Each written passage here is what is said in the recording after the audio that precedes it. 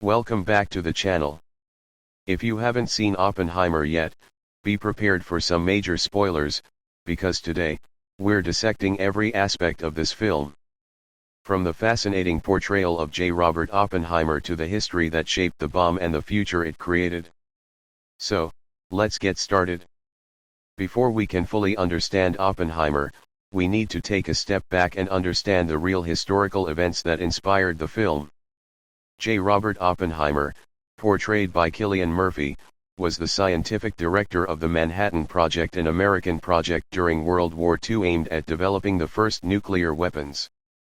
Oppenheimer's story begins in the 1930s. He was a brilliant physicist, educated in Europe and the United States, who found himself at the crossroads of science and geopolitics. As tensions between the US and the Axis powers escalated, a group of scientists was brought together to work on what would become the world's deadliest weapon. But what makes Oppenheimer's story so compelling? It's not just about the bomb. It's about a man wrestling with his own morals, fears, and the vast weight of the responsibility he carried. In Nolan's film, we see the duality of Oppenheimer, his genius and his vulnerability, playing out in every frame. At the heart of the film is Oppenheimer himself. In Nolan's vision, Oppenheimer is both a tortured soul and a visionary. Murphy's performance captures the internal conflict of a man who understood the profound consequences of his work, but who also believed it was necessary for the survival of his country and the free world. The first pivotal moment we encounter is the creation of the bomb, which Nolan captures with immense gravity. Oppenheimer's famous line from the Bhagavad Gita, "Now I am become death, the destroyer of worlds," encapsulates the deep existential weight of what he had just witnessed. Nolan uses this as a narrative anchor, framing Oppenheimer's journey as one filled with guilt, self-doubt, and inevitable consequences. The Manhattan Project is the centerpiece of the film's plot.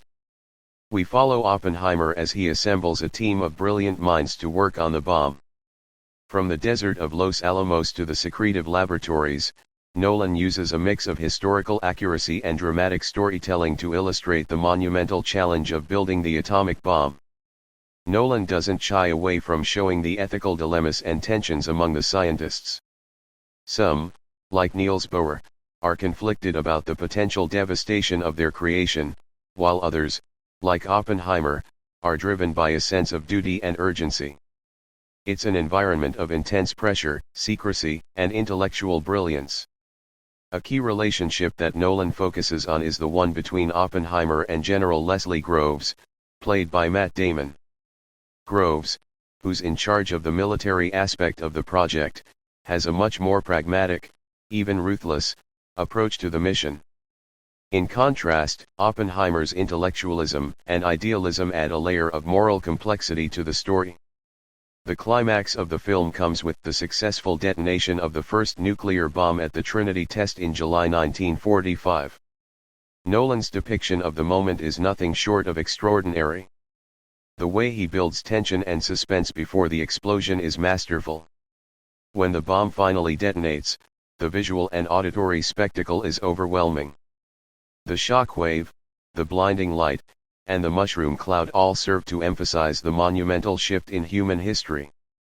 And yet, Oppenheimer's expression is one of profound sorrow, not triumph. This moment marks a turning point in Oppenheimer's life. What began as a mission to end the war now becomes something darker, a weapon of mass destruction that could forever alter the course of humanity.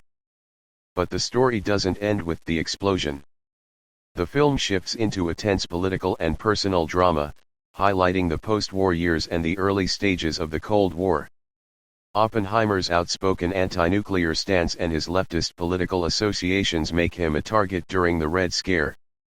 In the years following the war, Oppenheimer faces a government that questions his loyalty. He is stripped of his security clearance, and his legacy is forever tainted. The tension builds as Oppenheimer grapples with his role in creating the atomic bomb and the consequences that follow. Nolan's direction in Oppenheimer is as much a character in the film as the actors themselves. From the nonlinear narrative to his use of IMAX cameras for certain sequences, Nolan crafts an immersive experience that heightens the emotional stakes of the film. The film's use of IMAX film stock creates a tactile, almost visceral connection to the events depicted. The sound design is another standout element. Hans Zimmer's haunting score, combined with the intense silence during key moments, enhances the film's atmosphere. The film raises crucial questions about responsibility. Oppenheimer himself seems to be torn between his desire to end the war and his growing understanding that he may have unleashed a force beyond human control. In the end, Oppenheimer is a cautionary tale about the limits of human knowledge and ambition. It's a film that forces us to confront the consequences of our actions and the power of science and technology in shaping our world. If you've made it this far, thanks for sticking with us through this deep dive into Oppenheimer. What did you think of the film? Did you come away with a new understanding of this monumental figure in history? Let me know in the comments below. Don't forget to like, subscribe, and hit that notification bell for more in-depth movie analyses. See you next time.